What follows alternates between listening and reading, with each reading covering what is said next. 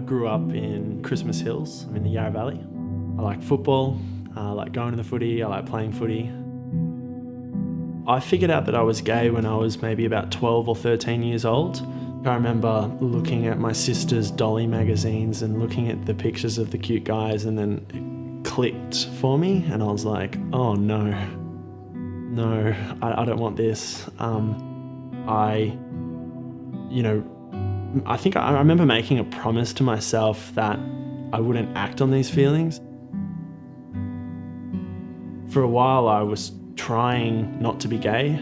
I was hoping that it would be something that I could fight or get rid of or never have to face up to. I was sort of bottling it all up. Sometimes I would just spend a whole night just crying.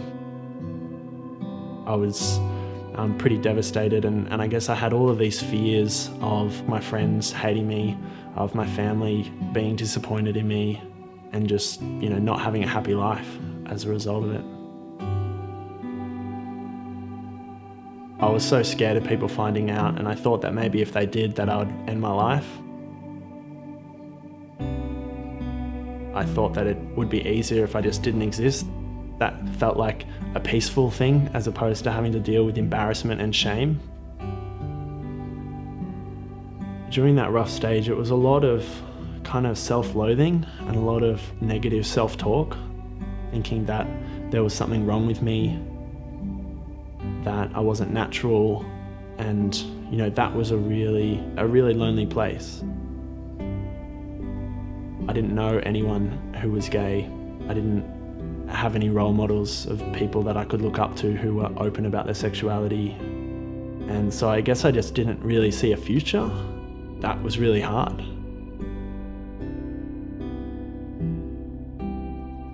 Luckily, I ended up talking to someone about it. I reached out to a close family friend. She didn't care. She was completely fine with it. And then all of a sudden I had someone to talk to about what I was going through.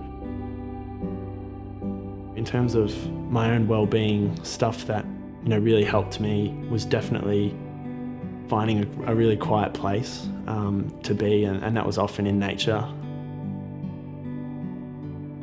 Often I would write stuff down that I was thinking, and that was a really good way to kind of get it out of your head sometimes. That's when I grew, I guess, a love for science and knowledge.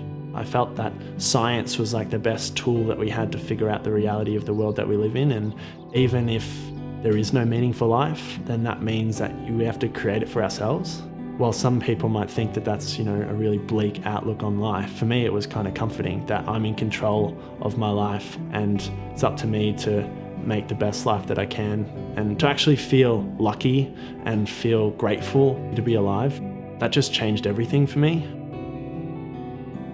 With my mum, I remember one time we were driving in the car and she said to me, "You know that I love you no matter what," out of nowhere. And I knew exactly what she was talking about, and it just made me feel like, it was going to be okay. I guess it actually brought me closer to my parents. I didn't have to hide a part of my life from them, which I had for so long. I think it's important for young people who are struggling to know that there is help available, and I just highly recommend talking it out. If you keep these thoughts bottled up in your head, it can spiral out of control. Being gay doesn't define me, but it is part of who I am. If anything, the journey has made me a stronger, more resilient person. Just don't be afraid, because you'll be surprised how accepting other people can be if you actually give them the chance.